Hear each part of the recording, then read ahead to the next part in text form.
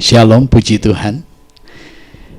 Barusan kita menyanyi dengan satu pengakuan, ya, karya terbesar dalam hidupku, pengorbananmu yang menyelamatkanku. Ibu bapak saudara terkasih, jika kita mau merenungkan karya terbesar itu, apakah benar-benar sudah besar di dalam berkarya menyelamatkan kita? Ini perlu kita renungkan pujian yang barusan kita nyanyikan. Kenapa harus karya puncak daripada anak Allah untuk menebus manusia yang terikat dan terbelenggu di dalam dosa? Bukankah Allah penuh kuasa? Kenapa harus sampai melakukan satu karya terbesar dalam bentuk pengorbanannya? Dia Allah yang menjadi manusia. Manusia yang sangat hina, sangat rendah.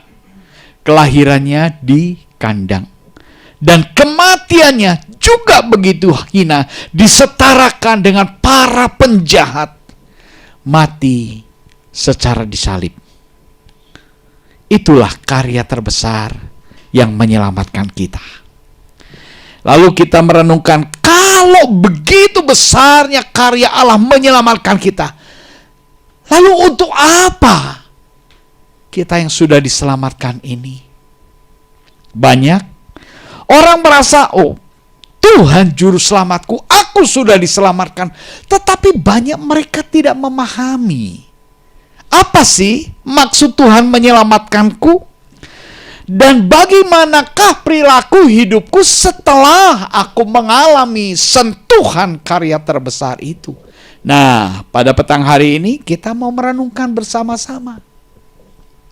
Mengapa Kristus melakukan satu karya sempurna sampai akhir hidupnya mati di kayu salib? Satu tujuannya, untuk membebaskan kita dari dosa, untuk menyelamatkan kita dari dosa. Lalu kita mau merenungkan pada petang hari ini, bagaimana dan apa penetapan Allah atas kita, umat yang sudah dibebaskan. Apa penetapan Sang Penebus itu atas pribadi-pribadi yang sudah diselamatkan? Kita ini orang-orang percaya, bukan? Apakah kita hanya tahu karya terbesar Yesus mati di kayu salib untuk menebus dosaku, titik sampai di situ? Atau kita perlu memahami apa dampak karya terbesar itu bagi pribadiku? Nah, ini akan kita sama-sama renungkan. Ya, puji syukur kepada Tuhan. Baik, kita akan buka sebagai pembuka di dalam Matius 5 ayatnya yang ke-13 di dalam slide saya. Coba tolong ditampilkan saja slide saya. Matius 5 ayat yang ke-13. Penetapan Tuhan atas orang percaya. Nah, ini penetapan Tuhan atas orang percaya. Kita sebagai orang-orang percaya harus paham ini. Apa sih penetapannya? Apa sih kegunaannya dia menebus hidup kita? Ada beberapa bagian yang akan kita renungkan bersama, ya. Di dalam Matius 5 ayat yang ke-13 berbunyi demikian. Kamu adalah garam dunia. Jika garam itu menjadi tawar, dengan apakah ia diasinkan? Tidak ada lagi gunanya selain dibuang dan diinjak orang. Ini penetapan pertama dari Sang Juru Selamat yang sebentar lagi dia melakukan karya terbesar di kayu salib, mati di kayu salib. Dia katakan, kamulah terang dunia. Puji syukur kepada Tuhan. Ini satu penetapan apa yang Tuhan katakan, yang ditujukan kepada orang-orang percaya. Kamulah garam dunia. Ya, garam dunia. Kamu adalah garam dunia. Fungsi daripada garam, saya tuliskan di sana. Ya, fungsi daripada garam kita akan lihat. Yesus menetapkan orang percaya sebagai garam dunia. Garam berfungsi sebagai penyedap rasa dan juga sebagai bahan pengawet. Nah, inilah. Jadi Tuhan sendiri katakan dan menetapkan bahwa orang-orang percaya itu harus berfungsi sebagai garam yang memberikan rasa sedap, yang memberikan warna yang menyenangkan melalui kehidupannya bagi lingkungannya. Nah, ini. Ya, kita harus memahami ini penetapan Tuhan. Atas siapa? Atas orang-orang yang sudah mengalami sentuhan karya besar Allah. Yaitu kita, orang-orang percaya. Jadi kita perlu memahami hal ini supaya kita tahu tujuannya untuk apa sih?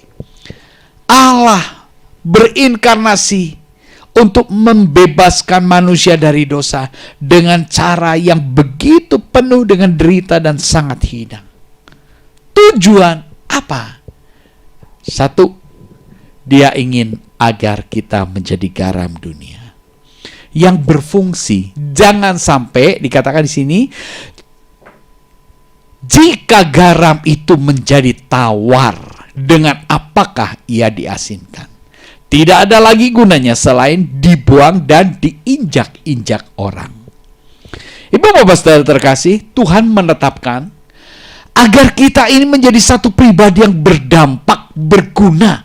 Jangan sampai menjadi garam yang tawar. Itu tujuan pertama. Tuhan menebus kita dan menetapkan agar kita menjadi garam dunia. Jangan sampai garam itu menjadi tawar dan tidak berfungsi. Jadi artinya, karya terbesar penebusan Yesus Kristus bagi kita orang percaya, untuk apa tujuannya? Yang pertama, agar hidup kita memberikan dampak, memberikan pengaruh. Betul-betul. Ini satu tujuan yang perlu kita pahami sehingga kita mengerti, oh ternyata Yesus mati di kayu salib membebaskanku dari dosa supaya hidupku memberi pengaruh, memberi faedah, memberi dampak bagi lingkungan kita. Kita semua tahu garam itu mulai dari kristal, ya. Ketika dilarutkan dalam air, garam itu harus melarut sampai garam itu tidak nampak. Barulah dampak rasa daripada garam itu bisa dirasakan oleh air itu, oleh larutan itu. Jadi artinya kehidupan kita itu diminta supaya kita dapat membaur, melarut, dan memberikan warna, memberikan rasa bagi lingkungan terdekat kita. Wow, itu tujuan daripada garam. Dan itu pula penetapan Yesus bagi kita orang-orang percaya. Dari sebab itu, karyanya besar untuk menebus kita. Kalau bukan untuk tujuan sesuatu yang bermakna, berfaedah, untuk apa sih Yesus kok harus mati di kayu salib? Untuk apa? Kita mengerti, jika kita ditebus dengan cara yang begitu mahal, karena Allah ingin menetapkan agar kita menjadi pribadi yang bernilai tinggi. Ya, orang yang memberikan dampak bagi lingkungannya, sudah barang tentu ya, dampak yang baik. Itu punya nilai-nilai kehidupan. Terlalu banyak orang ingin merasa dirinya dinilai, ingin merasa dirinya dihargai, ingin merasa dirinya dihormati, tapi tanpa dampak positif bagi lingkungan. Ini banyak terjadi. Coba aja. Orang-orang yang ingin disanjung, dihormati, itu mereka rata-rata menuntut dihormati, diistimewakan, diperlakukan secara terhormat, tapi tidak memberikan dampak apapun.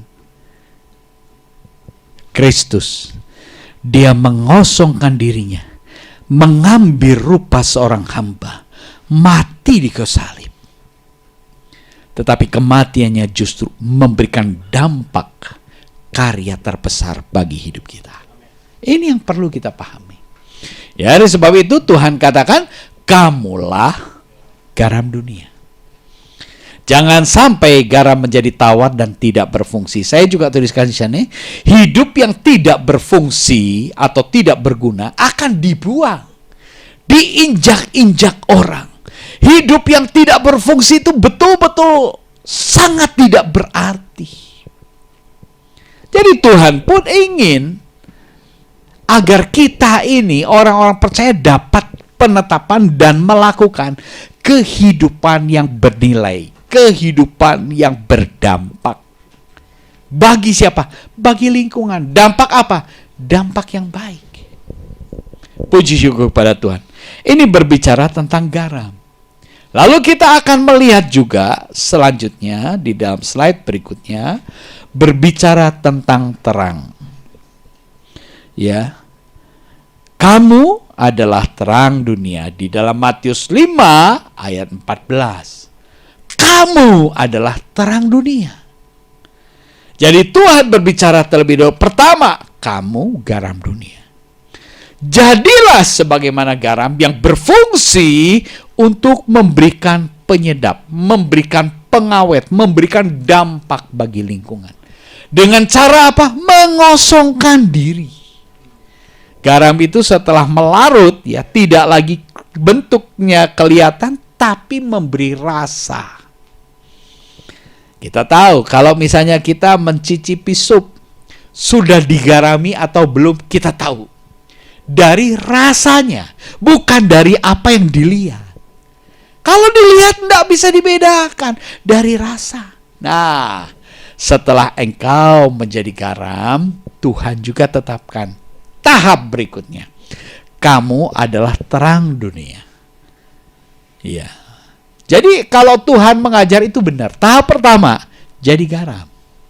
Tahap kedua, jadi terang. Setelah kamu mengosongkan dirinya, setelah kamu menyingkirkan keakuannya,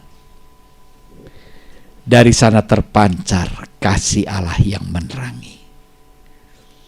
Ya, Yohanes Pembaptis, dia adalah rasul yang terbesar. Kenapa saya katakan terbesar? Karena dia yang membaptiskan Yesus. Wah, Yohanes Pembaptis itu yang membaptiskan Yesus. Puji syukur kepada Tuhan. Ya, Yesus dibaptiskan oleh Yohanes Pembaptis. Maka dari kehidupannya, dari sejak kelahirannya, itu sudah direncanakan ini Yohanes Pembaptis ini. Dia yang begitu dipakai Allah secara luar biasa. Dia mengatakan, Yesus harus makin bertambah. Aku harus makin berkurang. Itulah sifat menggarami. Yohanes berbicara demikian kepada siapa? Kepada murid-muridnya.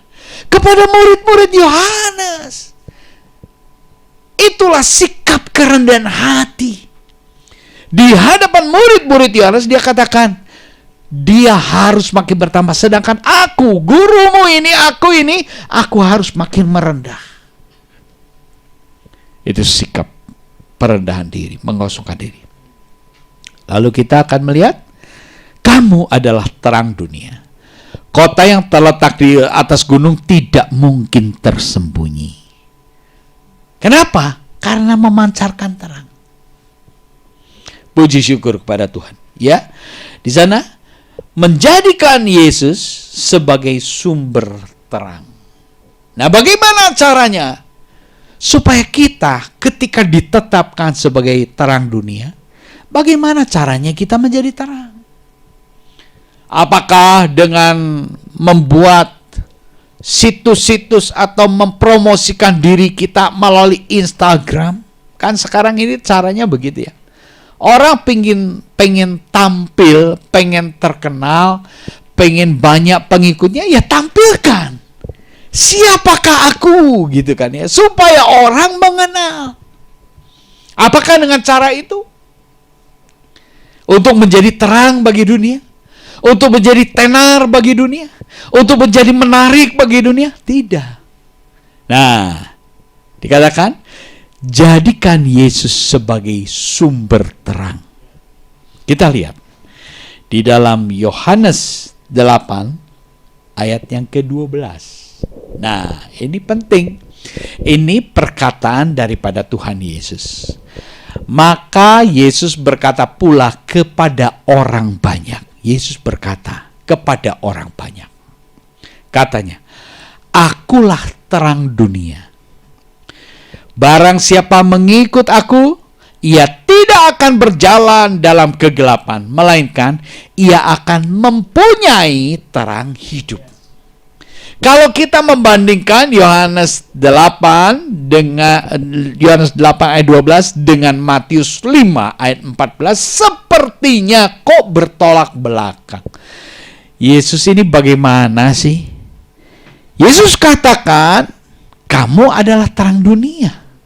Tetapi di dalam Yohanes 8:12 Yesus berkata, akulah terang dunia. Apakah ini bertolak belakang? Tidak. Tetapi ini merupakan satu solusi bagaimana caranya agar kita ditetapkan sebagai terang dunia dan mampu menjadi terang bagi dunia.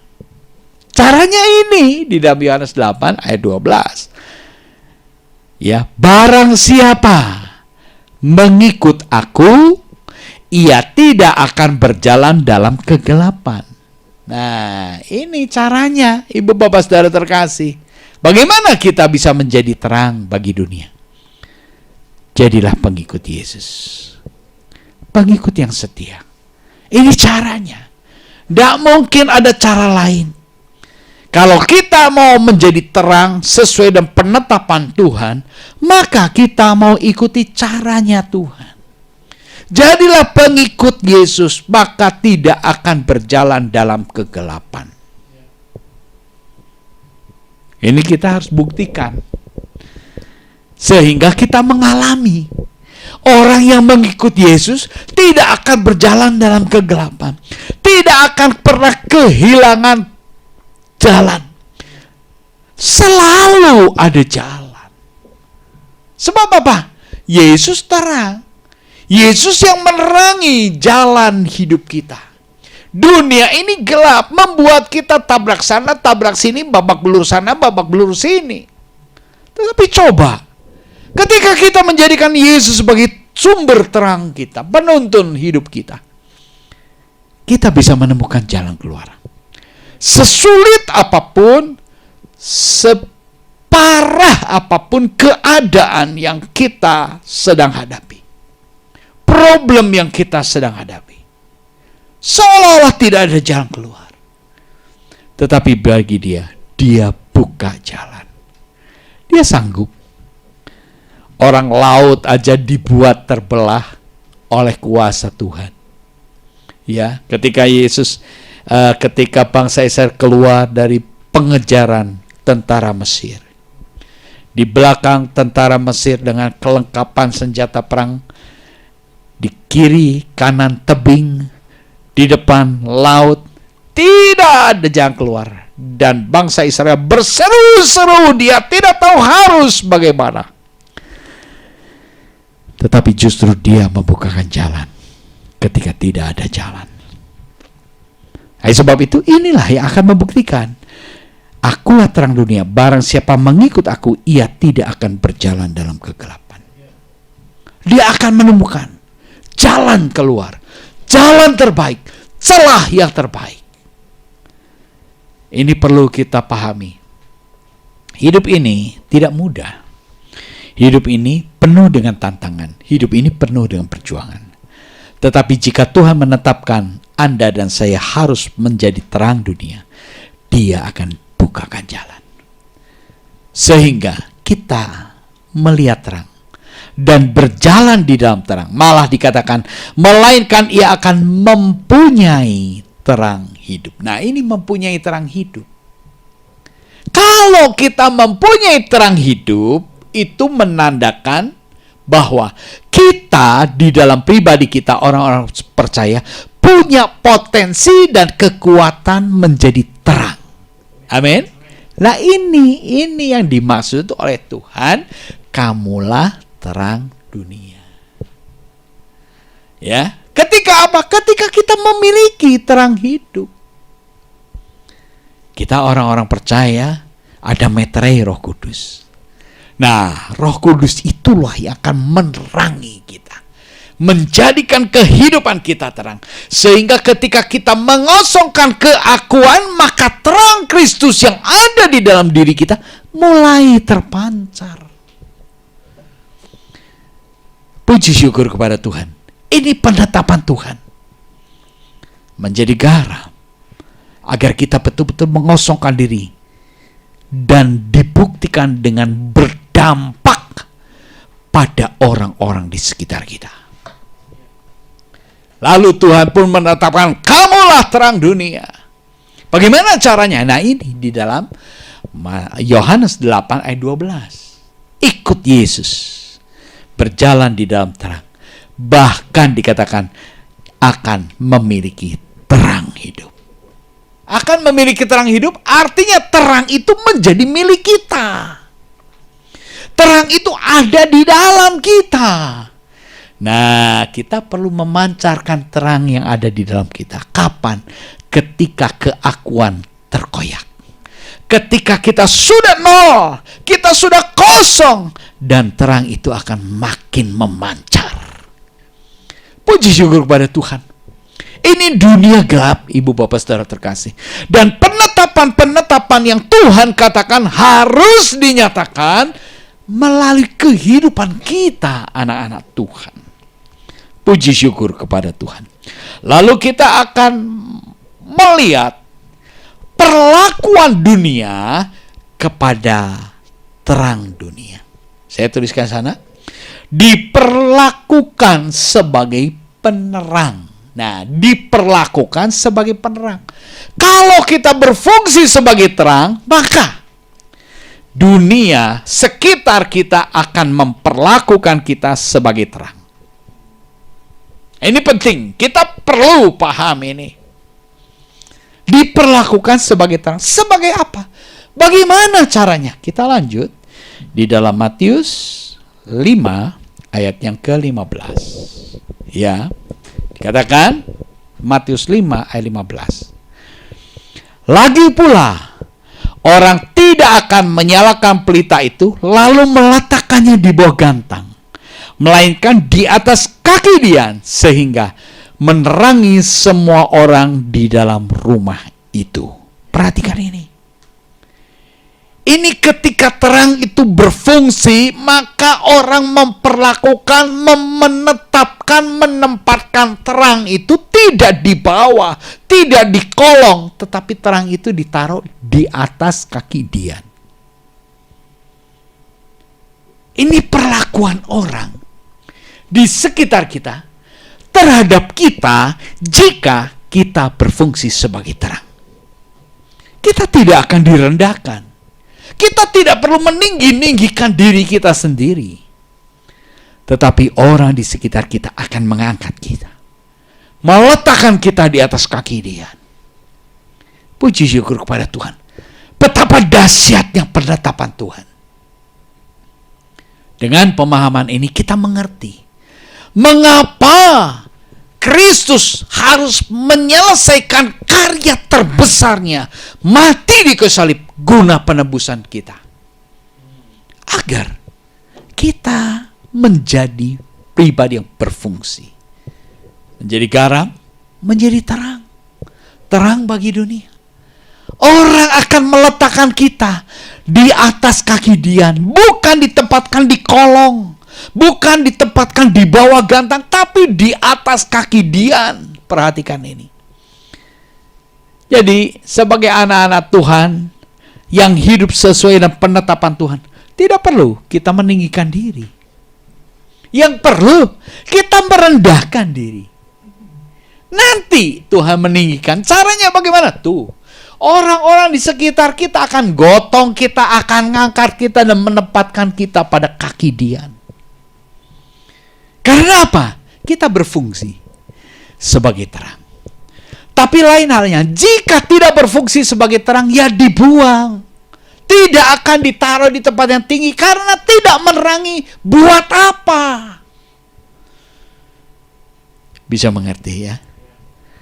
Inilah sebabnya mengapa karya terbesar Allah dinyatakan melalui pengorbanan Kristus Yesus. Mengapa kasih Allah itu menebus kita? Kasih Allah itu melingkupi kita supaya terang itu tetap memancarkan terang. Jangan sampai terang itu menjadi padam. Puji syukur kepada Tuhan. Lalu bagian yang ketiga. Apa tujuan penetapan Tuhan bagi setiap orang percaya? Bagian yang ketiga.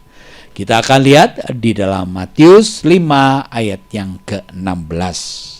Dikatakan, demikianlah hendaknya terangmu bercahaya di depan orang, supaya mereka melihat perbuatanmu yang baik dan memuliakan Bapakmu yang di surga. Ini penetapan ketiga. Hidup memuliakan Allah Bapa di surga. Ini seringkali bukan? Tujuan hidup kita percaya, aku ingin memuliakan Allah. Bagaimana caranya? Nah ini. Tuhan memberikan tahapan-tahapan. Pertama, jadi garam. Kedua, jadi terang. Ketiga, kalau engkau berfungsi sebagai terang, orang melihat perbuatanmu bukan memuji mengagungkanmu, tetapi memuji memuliakan Allah. Puji syukur kepada Tuhan. Ini penetapan Tuhan bagi kita orang-orang percaya. Saya tuliskan di sana, berkarakter sebagai garam dan terang dunia. Berkarakter, kepribadian, ya, yang rela mengoyakkan keakuannya, mengikuti teladan sang guru. Belajarlah kepadaku karena aku lemah lembut dan rendah hati. Itu guru kita, Yesus Kristus. Sebelum dia menyelesaikan karya terbesar kematiannya, dia mengajar supaya orang mengerti, memaknai, dan pada puncak penebusannya dia mati di kayu salib. Ini berkarakter sebagai garam dan terang dunia.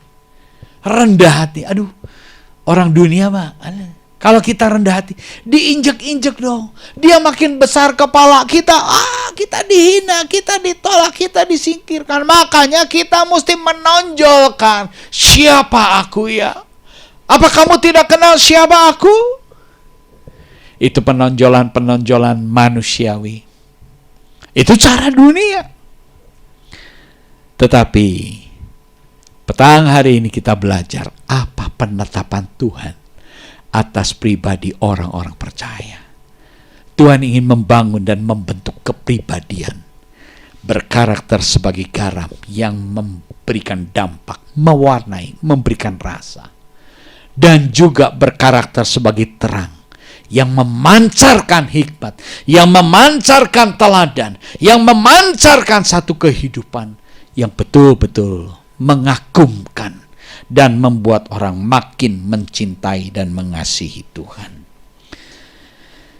Lanjut, saya juga tuliskan di sana, orang yang berkarakter garam dan terang dunia itu menghasilkan pikiran, perkataan dan perbuatan yang baik. Karakter yang baik, kepribadian yang baik, itu tidak sekonyong-konyong instan jadi seperti kita mau bikin kopi instan, mie instan, begitu saja langsung jadi. Tidak. Berproses.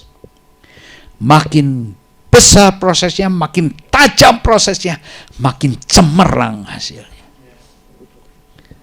Ayub, dia adalah pribadi yang mengenal betul siapa Allahnya. Sehingga dia katakan, jika dia menguji aku, maka aku akan timbul seperti emas. Ayub, penderitaannya luar biasa. Makin banyak proses yang dilalui, makin cemerlang kehidupannya. Demikian juga dengan kepribadian manusia. Orang kalau berkepribadian baik, tampak cara berpikirnya beda. Mulai dari cara berpikirnya tuh beda. Kita bisa mengenal cara berpikirnya ketika kita mendengar idenya, gagasannya, pola pikirnya. Wah, itu luar biasa. Kita bisa menilai orang, cara berpikir. Selalu cara berkata-kata. Apa yang dikatakan sesuai dengan apa yang dilakukan. Integritas. Bukan katakannya muluk-muluk. Eta mah dewa, gede wadul. Ya banyak sekali orang dikecewakan, bukan? Coba perhatikan. Berapa banyak orang dikecewakan karena janji-janji palsu, perkataan-perkataan gombal. Perkataan gombal itu keluar dari kepribadian yang gombal. Ibu, bapak, saudara terkasih, kita sebagai orang-orang percaya, betul-betul Tuhan melalui karya yang besar ingin menetapkan Anda dan saya menjadi pribadi-pribadi unggul. Ya, kepribadian ini, wah, sulit sekali ditemukan pribadi yang unggul. Hanya ditemukan di antara orang-orang percaya yang hidup sesuai dengan penetapan-penetapan Yesus, penetapan-penetapan Allah. Puji syukur kepada Tuhan.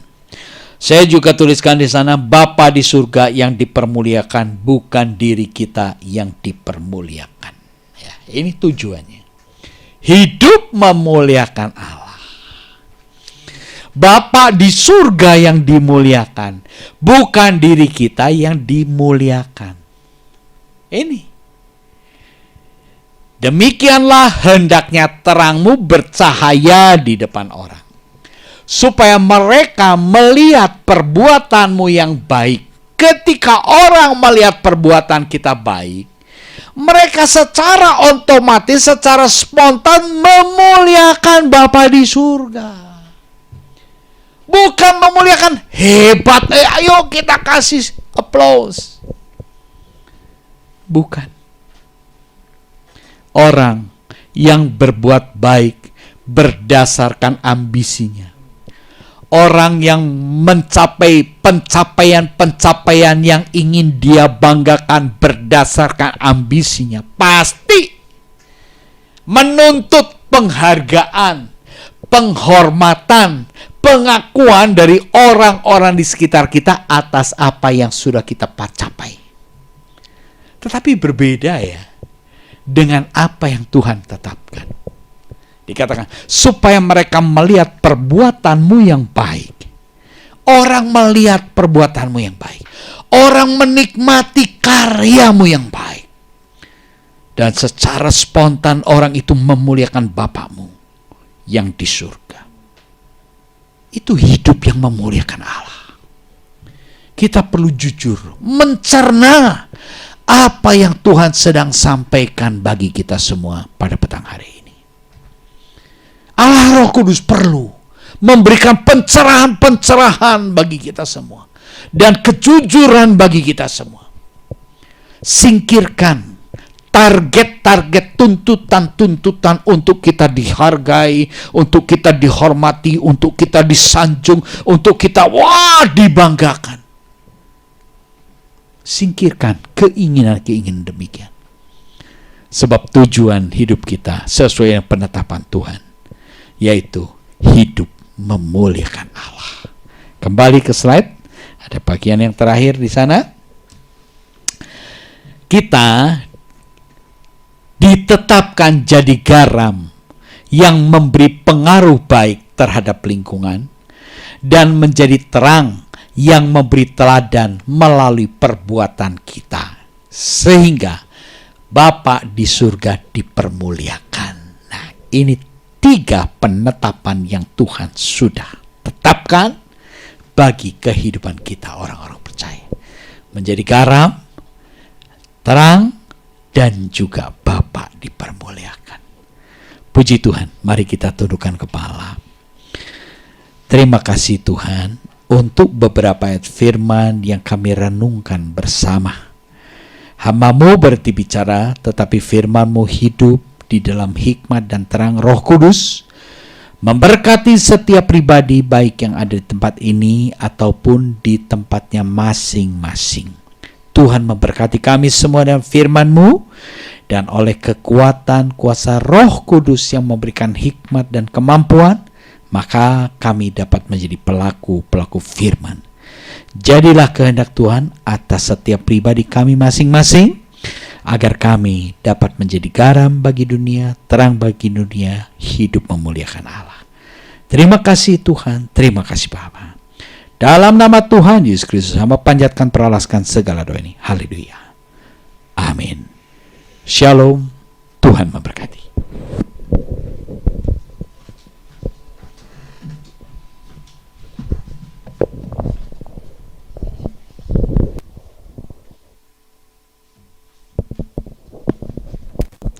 Puji Tuhan, kita akan memberikan persembahan, namun secara onsite kita berdoa terlebih dahulu.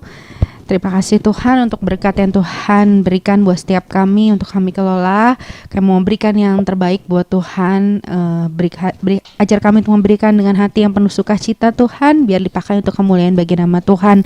Terima kasih Tuhan, kami memberi bukan untuk diberkati, tapi karena kami telah diberkati dengan berkat terbesar, yaitu pengorbanan Yesus yang menebus dan menyucikan hati nurani kami. Hanya di dalam nama Tuhan Yesus kami siap memberi. Amin. Tugas persembahan boleh dijalankan. Saya akan membacakan beberapa pengumuman. Untuk pengumuman persembahan secara online atau perpuluhan bisa mentransfer ke rekening BCA di 157033043 AN Yusak Setiawan. Lalu juga ibadah Sunday Service yang diadakan setiap hari Minggu pukul 4 sore diadakan secara hybrid, on-site dan juga online.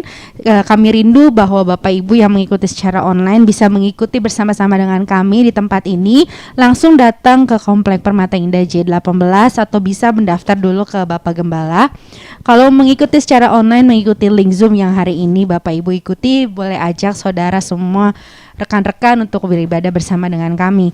Lalu juga ada worship night yang diadakan setiap hari Rabu pukul 7 malam, juga diadakan secara hybrid, on-site dan juga online.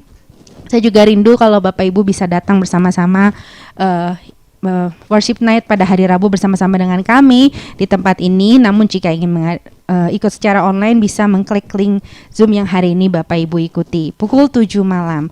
Lalu ada JCC Kids yang diadakan setiap hari Sabtu pukul 3 sore. Sebulan sekali diadakan secara onsite. Bagi Bapak Ibu yang mempunyai anak atau cucu bisa mengikuti ibadah bersama-sama kami. Link Zoom-nya juga sama seperti yang hari ini Bapak Ibu ikuti. Lalu untuk mengikuti kembali atau mendengarkan kembali kesaksian atau khotbah hari ini, Bapak Ibu bisa mengikuti di YouTube channel kami Jerusalem Community Church. Lalu juga Instagram untuk update ibadah selanjutnya ada di JCC BDG di Jerusalem Community Church di Instagram. Sekian pengumuman, saya serahkan kepada Bapak Gembala.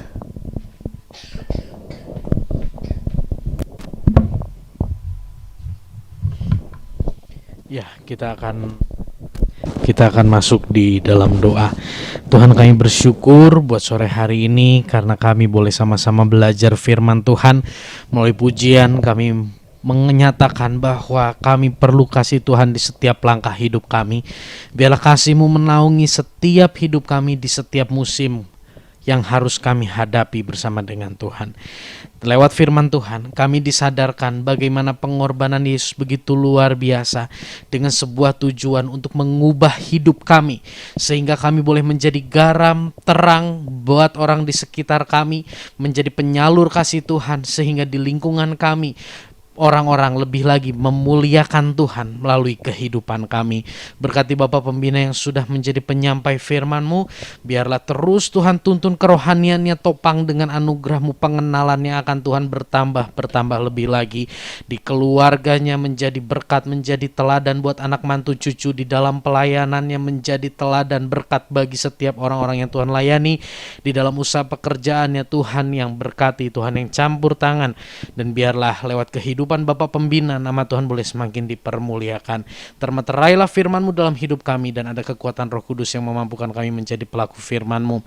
Pada sore hari ini juga Tuhan, kami rindu berdoa untuk beberapa nama saudara kami yang sedang dalam pergumulan kesehatan. Untuk mamah daripada David, kami berdoa Tuhan tolong Tuhan, di dalam kelemahan tubuhnya kami minta Roh Kudus bekerja. Roh Kudus tuntun Amah untuk mengenal dan mengalami kasih Yesus yang begitu besar, dan jamah hidupnya Tuhan untuk bisa menerima Yesus sebagai Tuhan dan Juru Selamat. Kami juga berdoa Tuhan untuk Ibu Linda, anak Kenneth, juga anak Mark yang ada di Jakarta Tuhan. Kami berdoa Tuhan, di dalam kelemahan tubuh mereka ada kuasa Tuhan yang sempurna, ada kasih Tuhan yang menopang mereka, sanggup memulihkan, bahkan memberikan damai sejahtera untuk mereka menjalani apa yang Tuhan izinkan untuk mereka hadapi. Kami menyerahkan saudara-saudara seiman kami yang dalam pergumulan kesehatan, juga mungkin ada yang bergumul dalam hal ekonomi, dalam masalah keluarga apapun Tuhan. Kami percaya anugerah-Mu menguatkan mereka untuk tetap berharap, berpegang teguh pada iman kepada Yesus Kristus. Terima kasih. Sebentar juga Tuhan, kami akan berdoa bersyafaat bersahati bagi bangsa dan negara kami. Tuhan jamah, Tuhan lawat Indonesia, pulihkan Indonesia. Turunlah damai sejahtera-Mu di tengah bangsa dan negara kami. Pulihkan Tuhan apa yang menjadi rencana agenda Tuhan tergenapi di tengah bangsa dan negara kami, sehingga lewat itu semua nama Tuhan boleh semakin dipermuliakan.